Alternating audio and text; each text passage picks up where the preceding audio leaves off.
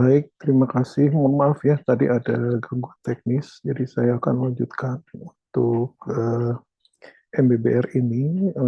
Pada waktu tadi sudah sampai kepada contoh aplikasi MBBR yang dibuat di Makassar, bagaimana biofilm itu tumbuh di dalam media yang digunakan, dari mulai bersih seperti ini pada minggu pertama dan kemudian berubah menjadi lebih hitam ya karena ditumbuhi permukaannya oleh biofilm pada minggu ke-6 dan 7.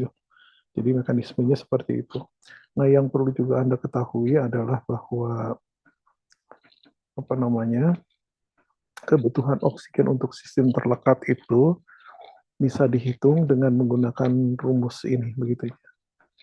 Jadi berapa banyak oksigen diperlukan itu pada prinsipnya dihitung berdasarkan persamaan ini 0,62 kali di sini BOD yang masuk tapi sebagai BOD soluble, kemudian ini yang total BOD-nya, kemudian BF VSS ini adalah fraksi dari influen dari volatile solid yang terdegradasi. Jadi misalnya dari mikroorganisme, bukan mikroorganisme ya, volatile suspended solid yang masuk di dalam influen itu, berapa masuknya, keluarnya berapa. Nah, berapa fraksinya itu diperhitungkan sebagai fraksi yang terdegradasi, kemudian dibagi dengan total BOD yang masuk, dan kemudian dikalikan dengan konsentrasi VSS yang ada di influen. Nah, itu menunjukkan berapa oksigen yang diperlukan secara keseluruhan. Sedangkan untuk menghitung berapa produksi volatile suspended solid yang dihasilkan di dalam sistem yang terlekat, itu bisa diperkirakan dengan rumus ini. Ya, jadi satuannya kurang lebih sama seperti yang disampaikan di dalam rumus di atas ini. Nah, ini merupakan contoh perhitungan bagaimana kalau kita ingin mendesain MBBR ya. Nah, yang perlu saudara ketahui, walaupun kelihatannya rumit, sebetulnya ini sederhana saja ya. Jadi jangan terlalu takut atau terpengaruh oleh angka-angka. Jadi karena angka-angka yang digunakan di sini sebagian hanya merupakan faktor konversi seperti 8,35, itu pada prinsipnya konversi dari miligram per liter menjadi pounds per miligalan ya, million gallon. Termasuk yang 453,59 itu adalah konversi dari pounds ke gram. Jadi bukan sesuatu yang yang luar biasa, hanya faktor konversi saja. Sedangkan hakikatnya yang namanya BOD loading tetap ya, BOD loading rate tetap adalah debit dikalikan konsentrasi BOD yang masuk gitu. Sedangkan yang lainnya adalah faktor konversi. Nah, terus kemudian seperti yang sudah saya sampaikan ya, kalau kita ingin menghitung berapa membran bioreaktor yang harus di moving bed, bukan membran, moving bed bioreaktor, atau dengan kata lain berapa karier ya, atau dengan kata lain media yang harus disediakan, maka yang pertama kali kita harus cari adalah luas keseluruhan media yang diperlukan. Nah, luas keseluruhan media yang dilakukan agar bisa menghasilkan removal efisiensi seperti yang kita lakukan, itu tergantung pada BOD loading rate yang digunakan. Jadi BOD loading rate dibagi dengan berapa surface loading surface media ya, surface area loading rate-nya yang digunakan. Surface area loading rate itu adalah banyaknya BOD yang bisa diolah di dalam 1 meter persegi permukaan per harinya gitu ya. Ini kan satunya lihat nih, gram. Bentar. Nah, ini satuannya gram per meter persegi per day. Sebetulnya membaca ini adalah artinya berapa banyak gram BOD yang bisa diolah per harinya untuk setiap meter kubik dari permukaan media.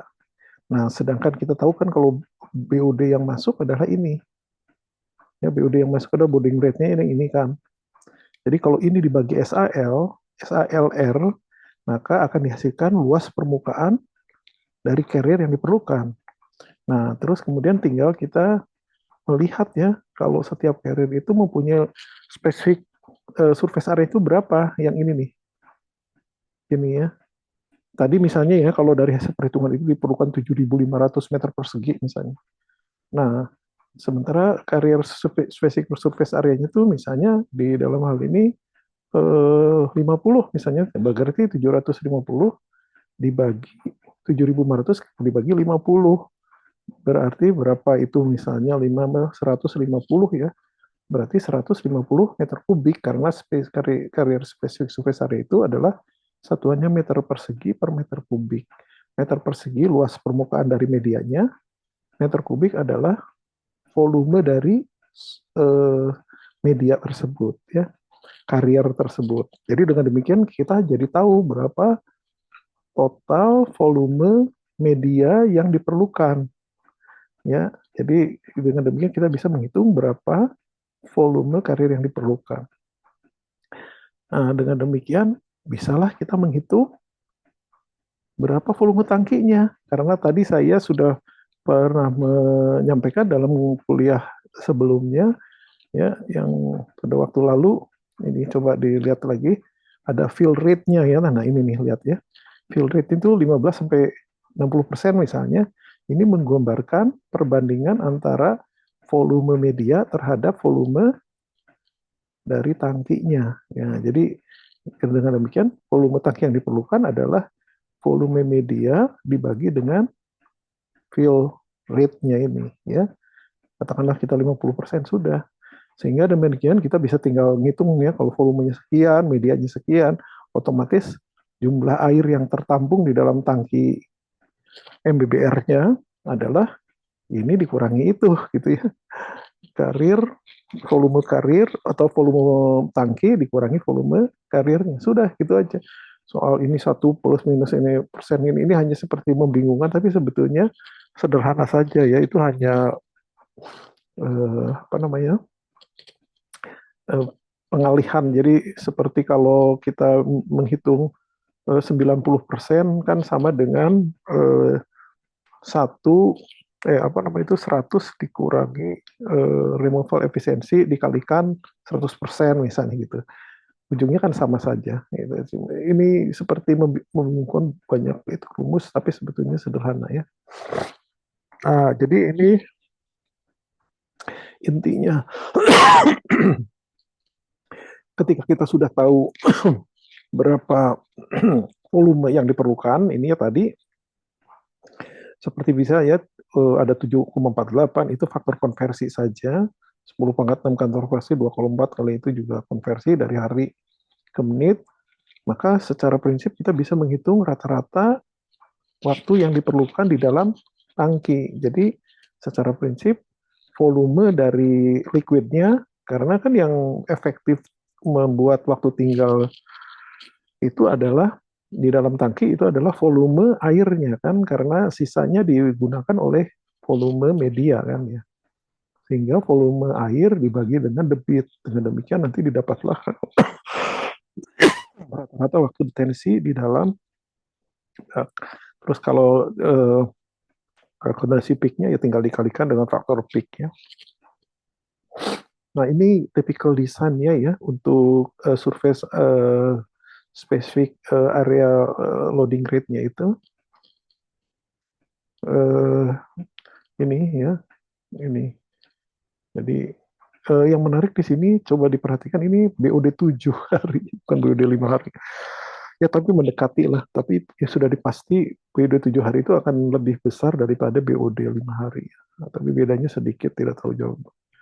Udah jauh beda lah. Apalagi ini dinyatakannya dalam 15 derajat Celcius. Jadi kalau di Surabaya dengan kondisi 28 derajat ya BOD 5-nya di sana sama dengan BOD 5-nya di kita sama dengan BOD 7-nya di Amerika sana ya. Sehingga secara prinsip kita bisa menghitung apa persamaan dari reaktor itu dengan rumus yang tadi sudah disampaikan dari mulai nomor 1 sampai 5 dan sebagainya dengan menggunakan desain SLR ini. Dari sini nanti dapatlah kita luas permukaan dari medianya, kemudian kita konversi menjadi volume media menjadi volume reaktor, volume reaktor kemudian nanti kita mencari volume airnya berapa dan seterusnya ya, dengan menggunakan eh, fill rate-nya atau carrier fill persennya ini.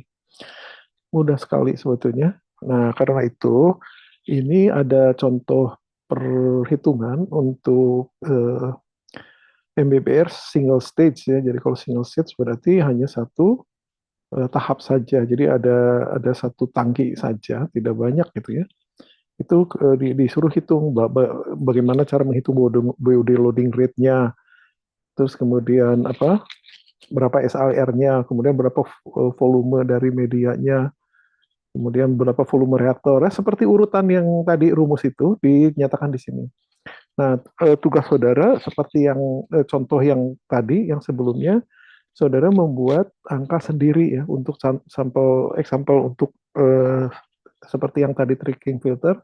Sekarang juga untuk MBBR melakukan hal yang sama. Saudara gunakan data influence ya ini debit maupun BOD yang berbeda ya. Suka-suka saudara isi. Yang penting beda. Terus kemudian saudara hitung sesuai dengan pertanyaan ini. Ya, nah itu karena saudara harus latihan sendiri dan cara menghitungnya juga sudah ditunjukkan. Jadi mudah sekali. Dan ini yang dicontohkan ini sesuai dengan rumus yang sudah dijelaskan oleh saya sebelumnya. Jadi mudah sekali ya sampai kemudian menghitung HRT-nya atau waktu tinggalnya. Oke ya, itu. Terus kemudian eh, untuk keperluan desain biasanya, ini saya sarankan juga ya, kita biasanya membuat semacam itu ya, Excel, sehingga nah, yang biru-biru itu yang saudara masukkan. Sementara yang kuning-kuning ini adalah hasilnya. Jadi saudara tinggal masukkan rumusnya ini ke dalam sistem ini, nanti yang dikeluar tinggal hasilnya gitu. Jadi untuk kemudian ketika misalnya saudara bekerja di konsultan atau akan menjadi lebih mudah dalam proses perencanaannya karena semua sudah di Excel kan. Bikin segala jadi mudah ya, supaya saudara bisa melakukan perencanaan tanpa harus mengulang-ulang lagi ngitungnya. Nah, ini yang contoh kedua, berbeda dengan yang tadi, ini adalah two stage. Jadi menggunakan dua tahapan ini. Jadi saudara juga diminta untuk melakukan hal yang sama. Jadi yang pertama SIL-nya 25 sudah ditentukan, kemudian yang kedua itu 7,5 gitu ya. Jadi berapa masing-masing ya besarannya. Terus ada hitungannya juga, ini untuk first stage-nya harus berapa, dengan cara dan metode yang sama, ngitungnya seperti yang tadi ditunjukkan. Dan untuk second stage juga demikian. Jadi secara prinsip, eh, urutan sama, hanya nilainya berbeda karena influen dari stage yang kedua itu adalah effluent dari stage yang pertama ya. Jadi terakhir saudara bisa ngitung juga berapa sebetulnya effluent yang akan terjadi. Mudah ya, nggak susah. Ini hanya untuk pengenalan, walaupun mungkin untuk S2 tidak terlalu dan S3 itu tidak terlalu dibebankan untuk bisa menghitung, bukan bisa untuk merancang, tetapi prinsip-prinsip dari pendekatan penggunaan metode ini perlu untuk bisa memberi gambaran pada saudara tentang proses biologis itu gitu ya. Nah, kalau kita lihat lagi contoh berikutnya, ini juga sama, mengkonversi yang contoh di two stage tadi di dalam bentuk Excel. Kembali seperti tadi ya. Jadi saudara coba rajin ya, beberapa mahasiswa S1 malah sudah dibuat di dalam bentuk Excel seperti ini sehingga mereka bisa melakukan perhitungan dengan debit berapapun hanya sekali jalan ya. Karena apa? Karena sudah diprogram semua di dalam Excel. Jadi saudara juga bisa melakukan hal yang sama gitu karena siapa tahu nanti mengerjakan itu.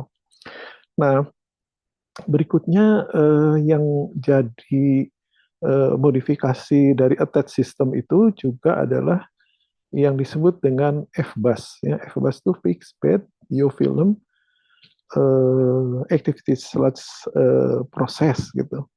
Nah, sama dengan MBBR, ini juga merupakan proses yang sebetulnya modifikasi untuk activity sludge, tapi dikondisikan agar mikroorganismenya itu menempel gitu ya, menempel pada media yang disediakan. Tapi berbeda dengan MBBR, medianya itu mobile, moving gitu ya, bergerak ya ke sana kemari. Sementara kalau FBAS ini si biofilmnya itu menempel pada media yang relatif statis. Walaupun pada prinsipnya media yang digunakannya sama dengan MBBR. Cuma bedanya ya si medianya itu dimasukkan dalam sebuah jaring yang membuat si medianya itu tidak bergerak gitu ya, dikurung gitu kata-kata. Jadi kurang lebih prinsip pendekatannya itu sama dengan MBBR, namun medianya dibuat lebih statis, ya, tidak bergerak. Makanya disebut juga IFAS ya, fixed activity. Nah, ini metodenya bisa tak samalah dengan MBBR. Saudara bisa menciptakan kondisi yang anaerobik dalam kondisi ter apa eh, dalam kondisi prosesnya berjalan, bisa juga kondisinya aerobik gitu. Anaerobik, aerobik gitu ya, secara bergantian bisa terjadi seperti itu. Kemudian bisa juga anoksik kalau memang ditujukan untuk olah nitrogen. Namun di sisi lain yang perlu saudara perhatikan ya, prinsipnya itu yang membedakan hanya di dalam reaktor mereka menggunakan media attach yang istilahnya dibuat tidak mobile ya, lebih fix gitu. Nah, sedangkan mekanisme prosesnya sendiri bisa gabungan antara ini anaerobik, anoksik, aerobik ya, seperti kita ketahui kalau anaerobik itu berarti tanpa kehadiran oksigen sama sekali. Kalau anoksik itu ada oksigen tapi dalam bentuk oksigen terikat yaitu sebagai NO ya, NOx.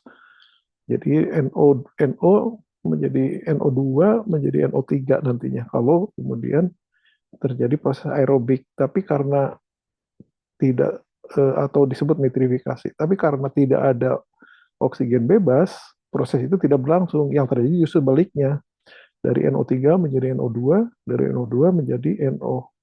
Nah, ini yang disebut dengan proses anoksik, ya, atau dalam bahasa lainnya denitrifikasi. Kemudian proses aerobik, ya, di mana tentu banyak oksigen yang disuplai. Oksigen yang dimaksud adalah oksigen bebas tentunya ya, bukan oksigen terikat seperti pada proses anoksik. Terus setelah itu mereka menggunakan MBR. Kalau MBR ini adalah membran ini, gambarnya membrannya dalam bentuk fiber seperti ini.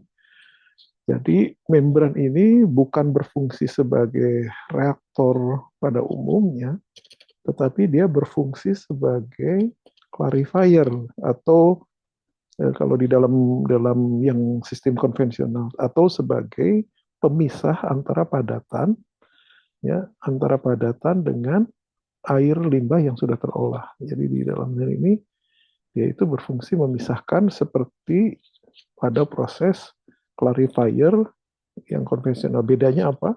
Bedanya kalau di dalam clarifier itu pemisahan antara padatan dengan air itu berlangsung dengan memanfaatkan perbedaan densitas ya, sehingga si lumpurnya itu mengendap di bagian bawah, airnya di bagian atas kemudian dikeluarkan. Pemisahannya secara gravitasi, tapi dalam kasus MBR pemisahan itu melalui perbedaan kemampuan untuk melewati ya, reverse osmosis, atau melewati ini ya, melewati membran ya, membran atau seperti intinya itu membran itu sebetulnya surface filtration kalau boleh dibilang begitu ya. Jadi seperti penyaringan biasa sebetulnya. Cuman yang menjadi porinya itu sangat kecil sekali, ukuran nano-nano. Ada berbagai macam ukuran nih sampai yang paling kecil Nah, sehingga di dalam hal ini proses pemisahannya terjadi melalui pemisahan oleh adanya membran. Nah, ini ya mekanisme bagaimana si medianya yang tadi saya bilang nih, ya, medianya itu dibikin sedemikian rupa sehingga dia tidak bergerak ke sana kemari gitu ya. Nah, tentang medianya sendiri itu seperti yang tadi juga sama ya, seperti MBBR. Dia bisa berupa spons itu atau berupa apa? Berbagai macam jenis-jenis karir yang berbulat dan berbagai macam bentuk yang kemudian diletakkan di dalam reaktor namun di dalam suatu wadah atau jaring ya yang membuat si media ini itu tidak bergerak sebebas pada waktu dalam kasus MBBR gitu. Kalau ini relatif fix gitu. Nah, sehingga itu sebabnya ya di dalam sistem ini disebut sebagai IFAS atau IFBAS itu. Nah, coba saudara bisa lihat ya, ini fill media cage atau dengan kata lain ini adalah kandangnya ya untuk menyimpan floating media yang ini gitu. Terus kemudian dari setelah dimasukkan ke sini, terus dimasukkan lagi ke dalam reaktor ya, ke dalam reaktor atau tangki aerasi sehingga dia berfungsi sebagai media untuk pertumbuhan mikroorganisme namun media ini floating media yang biasa digunakan ini tidak bisa bergerak ke sana kemari karena di dalam kandang ini ya, dikandangi gitu. Nah, ini adalah mekanisme yang seperti saya waktu menjelaskan mekanisme di tricking filter ya, pembentukan biofilm. Kurang lebih seperti itulah. Nah, jadi dalam proses desainnya ya, kita bisa melihat dulu pertama dari aspek media yang digunakan itu apa tipenya gitu ya. Apakah tipe menggunakan jaring, fixed rope, or web itu adalah jaring-jaring seperti ya seperti inilah apa kalau nangkap ikan tuh apa pakai jaring apa ya jaring ikan ya seperti itu ya atau menggunakan spons carrier yang gambarnya seperti busa tadi atau menggunakan plastik carrier yang tadi formatnya berbatas-batas bentuk ya. Nah ini akan mempengaruhi eh, apa istilahnya pembebanannya gitu ya. Nah kalau kita menggunakan yang model web tadi atau menggunakan model yang dikurung pakai jaring itu, kita bisa mengisi reaktor itu sampai 80% ya, dari total volumenya. Tapi kalau kita menggunakan spin carrier itu hanya 20-30% saja. Kalau kita menggunakan plastik carrier itu maksimum cuma 60% ya, beda. Nah, walaupun misalnya ya plastik carrier itu sama sampai 60%, tapi kemampuan apa spesifik surface areanya itu luas permukaan persatuan volume dari medianya itu sangat tinggi ya sampai 300 ini lihat. Artinya 2 kali lipat dari ini. Bahkan 3 kali lipat ya dari yang web ini. Sementara ini di tengah-tengah yang sperm carrying. Artinya apa? Artinya dengan apa menggunakan ini yang sedikit, volume yang sedikit, dia bisa mempunyai kemampuan yang sama baiknya dengan fixed rate itu. Terus MLSS atau dengan kata lain solid yang tumbuh di permukaannya itu bisa mencapai ini antara 2.500 sampai 3.000. Kemudian waktu tinggalnya di dalam tangki itu antara 4 sampai 5 jam kurang lebih. Nah, ini ada beberapa rumus yang mungkin saudara perlu tahu ya. Jadi untuk menghitung berapa luas permukaan dari biofilm yang tumbuh ya itu dihitung dengan menggunakan rumus ini. Jadi debit dikalikan nitrogen masuk dalam hal ini sebagai amonium ya dikurangi nitrogen yang keluar. Jadi berapa removal N yang keluar dikalikan debitnya kemudian dibagi dengan JN removal flux ini. JN removal flux itu kurang lebih sama dengan ini ya loading per surface area loading BOD per spesifik atau perluas permukaan dari medianya. Ya, jadi artinya setiap meter persegi dari media itu, misalnya ya gitu, mampu mengolah BOD seberapa banyak. Itu sama waktu kita menghitung yang MBBR juga gitu kan ada. Cuman ini menggunakan notasinya J. Ya. Kemudian fill fraction atau fill rate, nah, kalau di dalam bahasa itunya MBBR, ini dihitung dengan mengalikan 100 dikalikan ini ABF tadi. ABF itu tadi luas permukaan dari biofilm yang diperlukan dibagi dengan volume reaktor dikalikan spesifik surface areanya ya yang apa yang available. Jadi misalnya di dalam hal ini spesifik surface area yang ada di apa yang ada di itu ada 300 misalnya. Nah, kalikan volumenya berapa? 300 dikali volume 500, ini 15.000 gitu kan. Seperti itu. Terus dikalikan dengan 100 apa digunakan untuk membagi 100 kali ABF ini.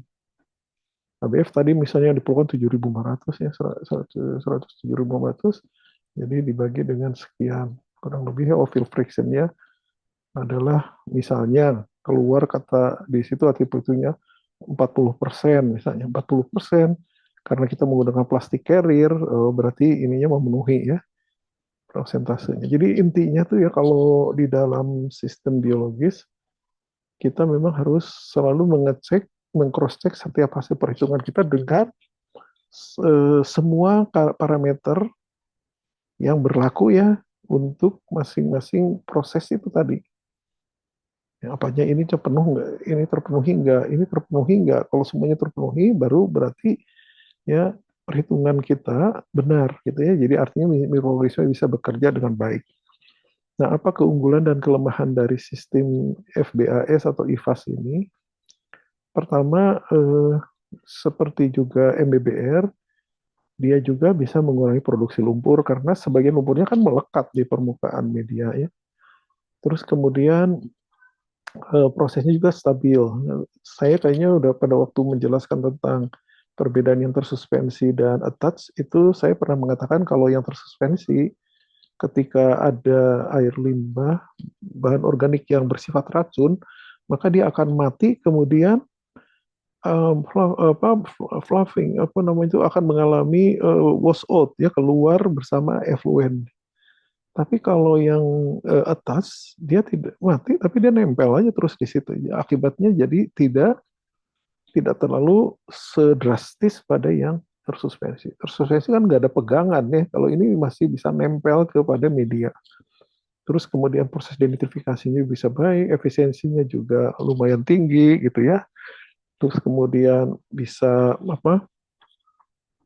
Eh, digunakan untuk sistem aerasi yang menggunakan diffuser gitu ya, dan ini bisa mengurangi itu jangka panjang karena dengan bubbles itu dia masuk ke dalam media itu yang secara prinsip tidak bergerak ya, sehingga membuat udara itu bisa dimanfaatkan secara lebih efektif oleh mikroorganisme.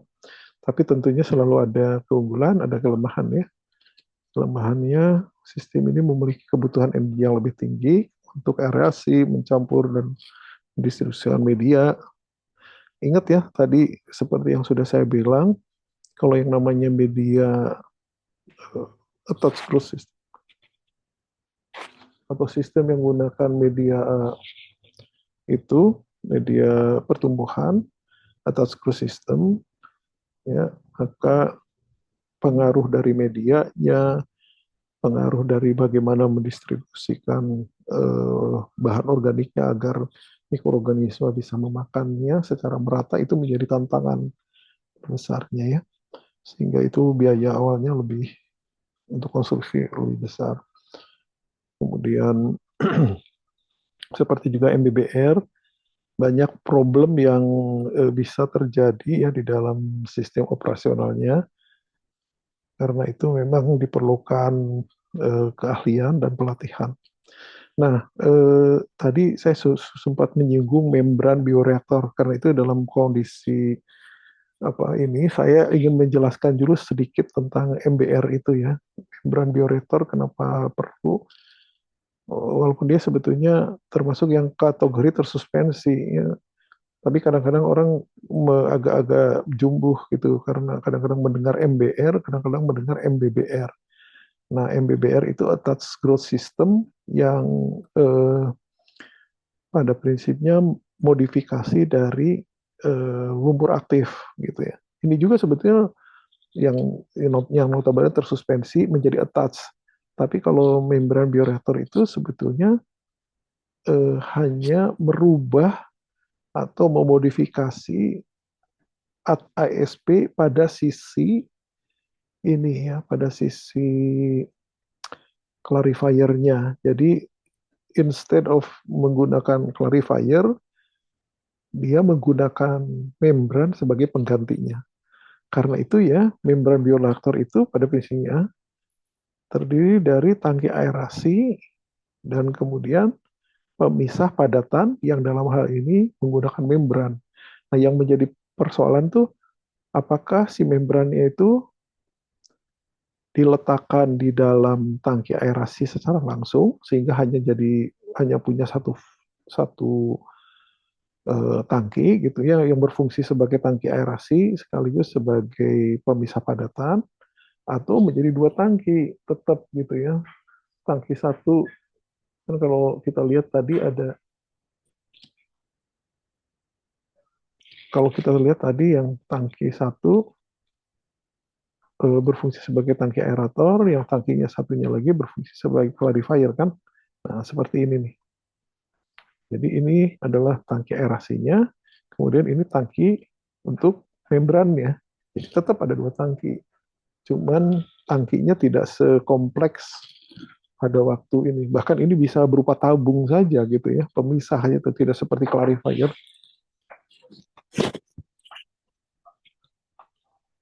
Oh, tidak hanya tidak hanya berupa ini, tidak hanya berupa eh, tidak harus berupa clarifier dengan bentuk seperti silinder besar itu yang kita kenal ya tangki yang besar.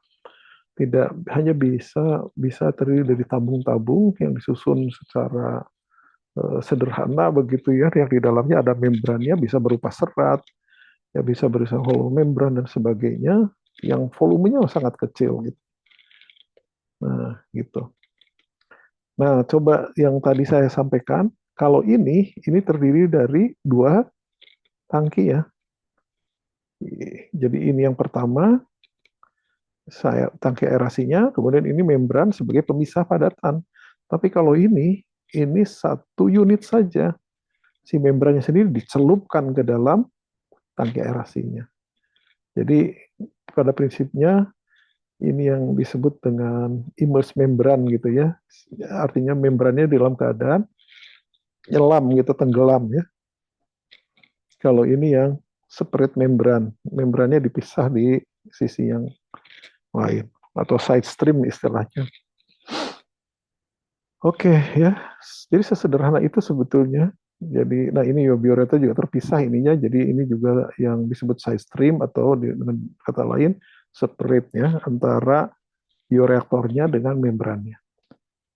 Nah, keunggulan daripada ini ya karena membran itu mempunyai tingkat pemisahan yang lebih efektif, lebih bagus daripada clarifier yang hanya menggunakan ini apa gaya gravitasi sehingga hasilnya juga menjadi lebih lebih jernih ya, lebih baik gitu, lebih bagus ya sehingga hasil akhirnya tuh mempunyai NTU yang lebih kecil dari 0,2.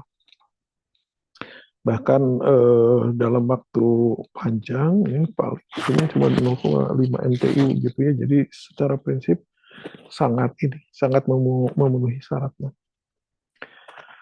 Nah, terus kalau kita bicara membran itu seperti apa ya? Sebagai pemisahnya itu biasanya menggunakan rata-rata sekitar 0,04 mikron. Yang apa? Yang paling besar itu 0,01 itunya ya. Nah, ini bentuk membran. Jadi pori-porinya ini ukuran itu seperti itu. Ya, yang bentuknya itu bisa sesederhana ini ya. Ini yang digunakan apa, membran fiber atau disebut eh, membran fibers dari JE ya, seaweed, disebutnya seaweed seperti rumput laut.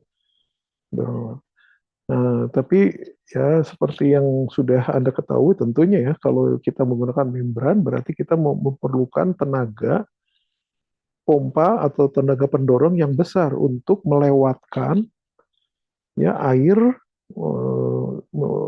melewati membran ini. Jadi pemisahan ketika misalnya seperti membran tadi kalau dicelupkan di dalam bioreaktor, maka kita tuh harus menyedot ya dari dalam membran menggunakan tenaga pompa, kita sedot sedemikian rupa sehingga hanya air saja yang lewat. Jadi prosesnya tuh osmosis tetapi yang bertenaga gitu karena melalui daya sedot menggunakan tenaga vakum gitu ya.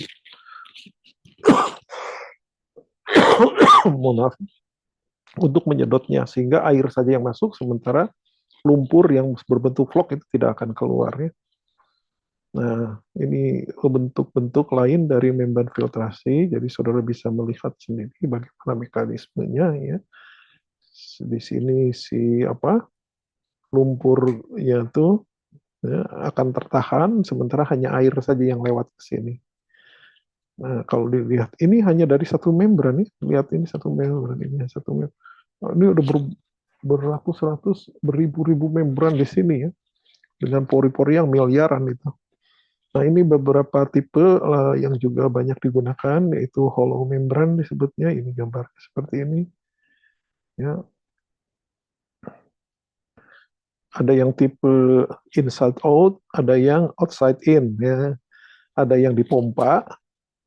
Kalau dari inside out itu kan berarti didorong dari dalam keluar. Ya. Jadi tenaga pompanya mendorong. Tapi kalau kebalikannya berarti menyedot. Jadi tergantung apa yang digunakan. Dua-duanya ada gitu ya. Nah, konfigurasinya seperti ini. Yang disebut dengan hollow membran tadi.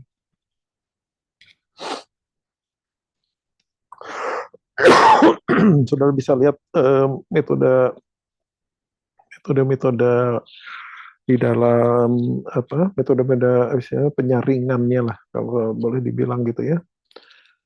Karena kalau dibilang fases osmosis biasa tidak juga karena perbedaan tekanannya itu tidak terjadi secara alami ya, tapi digunakan tenaga penyedotan gitu.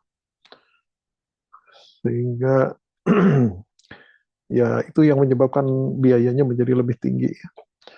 Nah ini GA koordinat adalah model-model bukan penghasil-penghasil membran ya.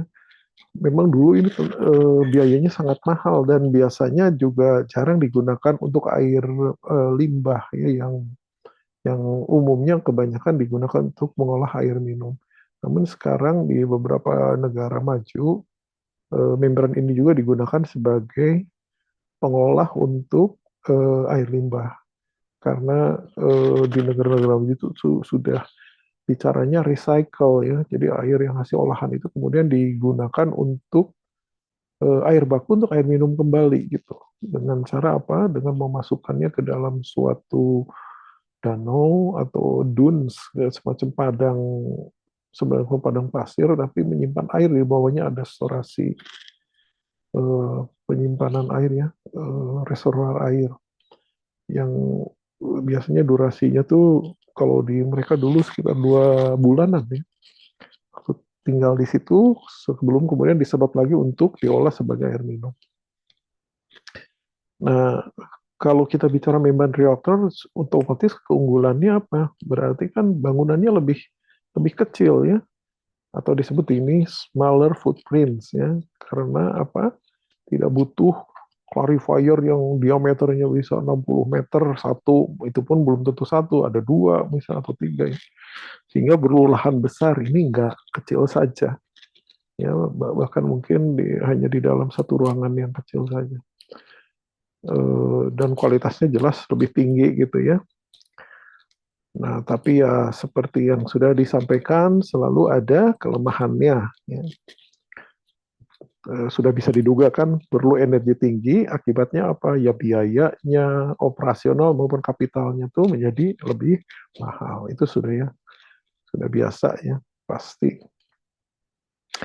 Oke, ini ada beberapa problem di membran ya berkaitan dengan air scoring, backpulse. Kalau misalnya jadi jangan bayangkan kalau misalnya menggunakan membran tuh terus bisa dipakai kan suatu saat harus macet. Jadi harus ada metode untuk rinsing, untuk pembersihannya ya. Dan itu kadang-kadang harus menggunakan bahan kimia juga gitu. Jadi ini seperti ini, ya, ada metode untuk pembersihan dari eh, membrannya yang dilakukan 2 sampai 6 kali per tahun ya. Dan nanti kalau sudah berapa kali dipakai juga masa pakainya sudah dianggap tidak efektif lagi sehingga dibuang, harus bikin lagi yang baru. Nah gitulah. Makanya kita harus dalam ini harus menghitung betul untung ruginya ya dalam konteks biayanya gitu. Nah, yang berikutnya adalah RBC ya. Kalau RBC itu medianya secara prinsip dia bergerak ya, dia berputar. Jadi seperti biasa ini adalah bab pengendap pertama ya, primary clarifier. Kenapa gambarnya seperti ini? Karena RBC itu dia itu menggunakan cakram ya, cakram itu disk ya, seperti disk apa, seperti piring-piring yang berjejer gitu ya, tipis-tipis yang permukaannya itu digunakan untuk pertumbuhan mikroorganisme dengan cara yang menumbuhkan mikroorganisme itu menenggelamkan itu sebagian dari disknya itu ke dalam reaktor yang di dalamnya mengandung mikroorganisme maupun ini ya, terutama air limbah bahan organik, sehingga nanti mikroorganisme itu akan tumbuh di permukaan dari cakram tersebut dan kemudian mengolah air limbah pada saat dia dalam kondisi terendam. Tapi karena si cakram itu berputar terus ya, naik turun begitu, maka proses aerasinya itu terjadi ketika mikroorganismenya itu dinaikkan ke atas udara gitu ya. Jadi terjadi kontak dengan udara sehingga dia bisa menggunakan kesempatan itu untuk mendapatkan oksigen dan kemudian mengolah limbahnya. Kemudian nanti masuk lagi ngambil limbahnya lagi dan ke atas lagi. Nah ini ternyata sangat ini ya, sangat efektif. Sudah banyak kalau ini di Indonesia diterapkannya, terutama di apartemen, kondominium gitu-gitu, hotel banyak yang sudah menggunakan ini. Bahkan dia lebih efisien energinya ya dan secara prinsip juga tidak membutuhkan ruang yang besar karena dia itu mempunyai apa small footprint gitu ya, termasuk dari energinya juga hanya 1/8 dari extended aeration. Oh, ya jelas kalau dibandingkan extended aeration, saudara kan sudah diberikan penjelasan bahwa extended aeration itu adalah ASP yang menggunakan proses aerasinya secara lama, bahkan bisa misalnya 24 jam gitu. Ya 1/8-nya ya, cuma 3 jam ya kalau ini misalnya. Ya jelas ya kalau dibandingkan extended aeration. Operasinya juga lebih stabil ya dan segalanya. Nah, tadi saya bilang kenapa dibuat kotak-kotak karena biasanya ini sistemnya moduler ya. Jadi dalam dalam format sesungguhnya itu nanti baik bak pengendap pertama, kemudian si modul dari cakramnya ini atau RBC-nya itu berada dalam satu ruangan gitu ya, yang disusun secara ini, secara hierarkis, jadi numpuk gitu ya, numpuk. Itu kompak sekali sih sebetulnya. Makanya ruangannya menjadi kecil dan apa namanya itu pengolahannya tetap jadi efektif besar ya. Nah, tapi sebetulnya reaktornya sendiri itu bisa bermacam-macam ya. Karena gini, seperti juga waktu saya menjelaskan IFAS maupun FBAS atau MBBR, kan ketika kita mendesain itu yang pertama kali kita hitung adalah berapa luas permukaan media yang diperlukan, kan gitu kan. Dengan menggunakan pembebanan spesifik untuk eh, luas area dari medianya gitu. SALR itulah yang tadi saya sudah jelaskan. Nah, artinya apa? Artinya untuk sistem attach itu memang kita harus menghitung dulu luasan area yang diperlukan untuk digunakan pertumbuhan mikroorganisme. Baru setelah itu kita menghitung reaktornya gitu ya. Nah, dalam kasus ini ya, dalam kasus RBC ini, ketika kita misalnya ya menghitung oh perlu luas area bagi pertumbuhan mikroorganisme itu seperti tadi misalnya 7.500 meter persegi gitu ya. Nah, kalau kita kemudian menanyakan ke vendornya yang menjual ini ya, satu ini tuh mungkin tidak bisa sampai 7.500, tapi cuma 2.500. Nah, karena cuma 2.500 meter persegi yang bisa disangga oleh satu rotor ini, satu RBC ini, maka kita harus memasang tiga gitu. Karena masing-masing 2.500, terus kemudian beli tiga, sehingga ini 2.500, ini 2.500, 300. Jadi intinya seperti gitulah, sehingga nanti ada yang disusun secara paralel, ada yang disusun secara seri, ada yang disusun dengan cara ya ini juga seri tapi di apa di step fit gitu ya. Jadi makanannya disebar dalam beberapa titik sehingga pembebanannya menjadi lebih merata. Makanya disebut sip atau yang disebut dengan taper. Taper itu artinya bahwa pembebanan makanan yang diberikan itu disesuaikan eh, kan kalau awal effluentnya masih tinggi ya, beban BUD-nya masih tinggi, jadi ada 4. Terus karena ini sudah terolah lebih ringan lagi, jadi tinggal 3. Kemudian terakhir ini tambah ringan lagi karena tinggal polisin tinggal 2 gitu. Baru kemudian clarifier. Itu yang disebut taper fit ya. Jadi bertahap, eh, berjenjang, apa namanya bebannya itu, reaktor itu disesuaikan dengan beban BOD-nya. Nah, karena itu coba kalau saudara lihat ya cara menghitung ini ya, cara menghitung apa eh, berapa luasan atau volume RBC yang diperlukan ya, seperti biasa kalau kita menggunakan yang atas gross system itu kita mencari ini dulu ya, AS ini berapa luas permukaan ya yang bisa dimanfaatkan ini di sini. Jadi nanti ini rumus yang ini yang M ini adalah banyaknya massa yang akan kita olah. Jadi berapa kilogram BUD ya yang akan diolah per meter kubik per harinya.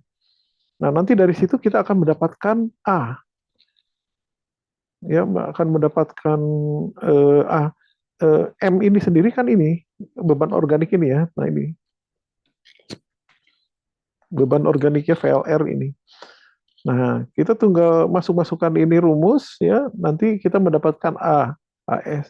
Dengan ketika kita sudah mendapatkan luas permukaan dari media, maka kita bisa menghitung eh, berapa ini ya, berapa keping disk yang diperlukan. Jadi N ini menggambarkan jumlah keping, kan satu kepingnya tuh begini ya, satu keping itu kan bulat gini nah.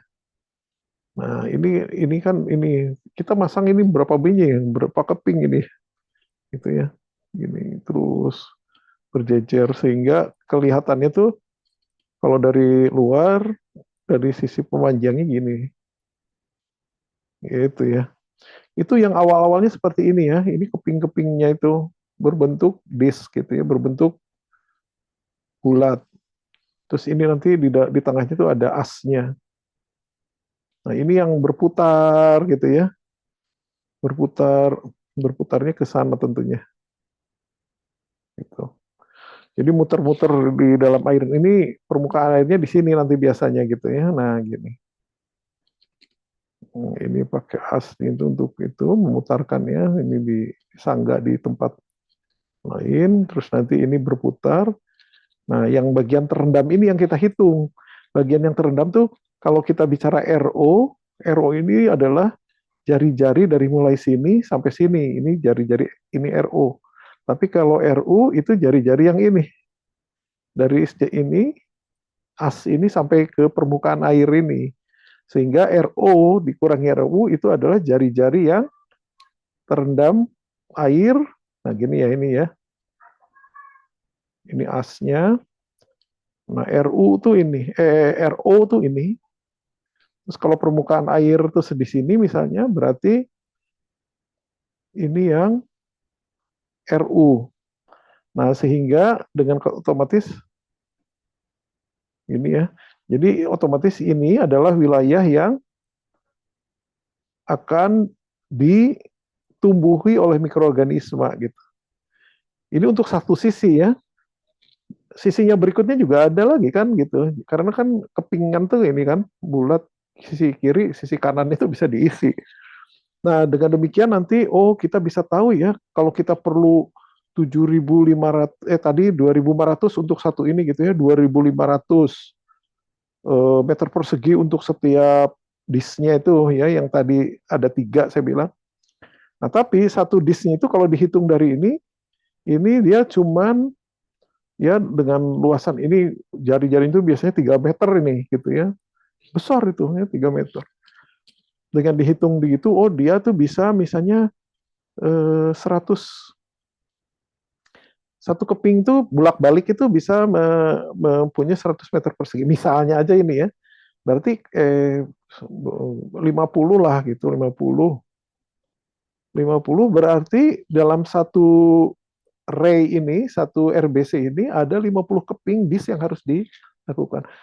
Seperti itulah kira yang harus dipasang gitu. Itu caranya ya. Tapi dalam prakteknya itu biasanya tidak, sekarang sudah tidak hanya keping saja. Kalau keping saja terlalu kecil luas permukaannya tuh. Dalam prakteknya itu ya keping-keping yang tadi itu sudah di antara keping-keping itu sudah ada kombinasi semacam, kalau kita membuat itu lihat kartun ya, kardus gitu, suka ada di ini ya di dalamnya tuh. Jadi ada rongga-rongganya yang disambungkan satu lain supaya lebih banyak lagi mikroorganisme yang bukan mikroorganisme, supaya lebih banyak lagi luas permukaan yang available sehingga mikroorganisme tumbuh bisa lebih banyak gitu. Ya gitu ya intinya. Sedangkan ini yield observe seperti biasa ya, yang namanya yield observe adalah jumlah pertumbuhan mikroorganisme baru dari jumlah makanan yang diolahnya ya, di mana rumusnya seperti ini ya. Ini adalah jumlah mikroorganisme yang ditumbuh. Ini adalah FWN yang akan keluar. Ya, kita cuma mengikuti ininya saja ya, mengikuti formulanya di sini untuk memperkirakan berapa misalnya lumpur yang dihasilkan, berapa effluent BOD yang akan keluar ya, tinggal ngitung rumus. Nggak susah sebetulnya ya.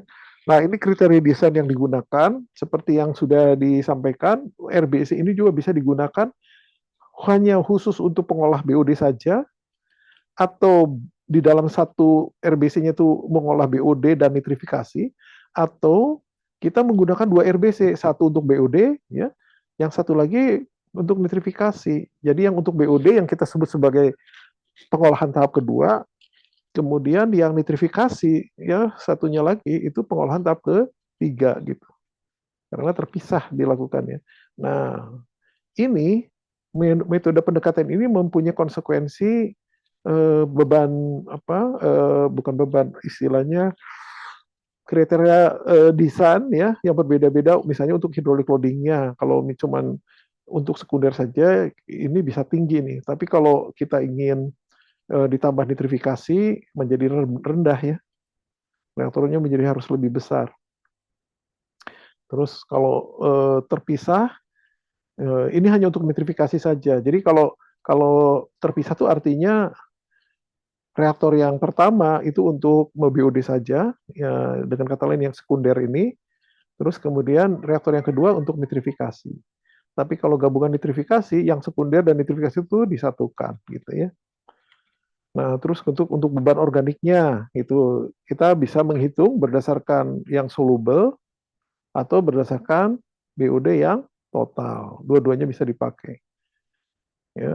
Terus untuk kondisi ini kan tidak ada kata-kata ininya ya, berarti ini dihitung berdasarkan BUD rata-rata atau beban rata-rata, sementara ini dengan beban maksimum ya, setelah dikalikan dengan faktor maksimum.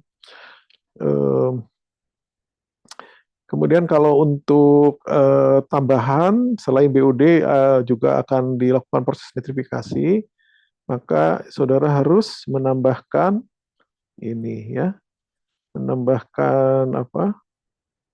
Pembebanan NH3-nya. Ya, untuk gabungan ini, sedangkan kalau terpisah sendiri khusus ini. Dan kemudian waktu tinggalnya juga berbeda-beda ya. Ini bisa cuma 1,5 jam, terus kemudian ini bisa sampai 4 jam. Tapi kalau nitrifikasi saja itu 1,2 sampai 2,9. Nah, tapi masuk akal ya, karena kalau kalau misalnya kita melihat yang gabungan itu ini kan di dalam satu reaktor paling lama 4 jam kan, karena di dalam reaktor itu ada BOD-nya, ada nitrifikasinya. Tapi kalau kita terpisah, misalnya satu BOD 1,5 jam, terus dilanjutkan dengan nitrifikasi. Nah, di sini 2,9, mungkin tidak akan selama ini ya, mungkin tengah-tengah 3, ya, satu apa, 2,5 tambah 1 ya 4 jam juga, kurang lebih segitu ya. Kalau dipisah maupun digabung mempunyai jumlah total waktu yang kurang lebih sama. Ini aplikasinya sudah banyak seperti yang saya dibilang ya, di Jakarta, di Surabaya, Bandung, di mana-mana. Nah, ini yang tadi saya bilang prosesnya itu sangat ini ya, kompak gitu ya. Di bawah ini adalah bak pengendap pertama, di sini adalah proses biologis, yang ini adalah bak pengendap kedua, kemudian ini nanti ada semacam eh, reservoir yang sekaligus sebagai tempat untuk kalau misalnya dilakukan klorinasi. Jadi satu ini tuh, nah ya satu apa, satu tangki, tetapi menyangkup eh, beberapa tahapan sekaligus. Tahapan sebagai pengendap pertama, tahapan sebagai pengolah biologis, tahapan sebagai pemisah padatan gitu ya, atau clarifier. Kemudian ada desinfeksi. Jadi sangat kompak sekali di dalam itunya. Nah, ini kalau dalam aplikasinya kurang lebih seperti ini ya. Ini untuk memutarkan disknya. Ini dia harus dipastikan ini tuh ini harus diperhatikan supaya tetap diberi itu ya, diberi apa, pelumas gitu. Sebab kalau tidak diberi pelumas nanti karatan, terus ujung-ujungnya dia korosi dan putus gitu ya. Itu sering terjadi ya. Jadi karena itu harus rajin. Nah, ini yang saya bilang tadi ya, ini adalah ininya ya, apa namanya itu, disknya itu. Ini dibuat secara apa? Secara seri gitu ya, tetapi hmm, beberapa ini ya, beberapa trends, beberapa tren gitu ya, gitu. Nah, ini hanya sekedar perbandingannya saja ya. Ada sebuah sistem yang menggunakan sistem ini awalnya menggunakan apa namanya itu pengolahan limbah ini di kompleks perumahan migas, menggunakan extended aeration dengan biaya sekitar 1,5 miliar per tahunnya. Terus mereka ganti ya dengan investment sekian pakai RBC dengan operation cost-nya sekian. Ternyata dalam 3 tahun ini ya, biaya ini tuh sudah kembali, bahkan setiap tahun melakukan saving sekian. Itu jadi artinya banyak ya. Nah, ini bentuk-bentuk yang sudah ada diterapkan di lapangan. Ini boleh macam-macam saja ya. Ini ada contohnya yang tadi saya bilang. Saudara bisa tinggal lihat saja. Oke, begitu ya. Ini saya kira sudah cukup yang saya sampaikan kepada saudara untuk memberi gambaran bagaimana mekanisme dan proses di dalam mengkonversi bahan organik atau bahan pencemar organik dari air limbah tidak menggunakan mikroorganisme yang menempel atau attach growth system gitu ya. Dan atas growth system ini apa nama itu memang mempunyai hal yang spesifik yang harus saudara kenali. Nah, demikian ya. Jadi jangan lupa dari semua sampel latihan yang ada, Anda mempunyai tugas selanjutnya setelah ini untuk membuat latihan yang sama tetapi dengan menggunakan data influen dan beban BOD yang saudara rubah sendiri sesuai dengan keinginan saudara. Karena kalau saudara tidak latihan, ya, kemungkinan saudara tidak terlalu paham dengan apa yang menjadi prinsip dasar dari konversi ini. Demikian kurang lebihnya, mohon maaf. Assalamualaikum warahmatullahi wabarakatuh.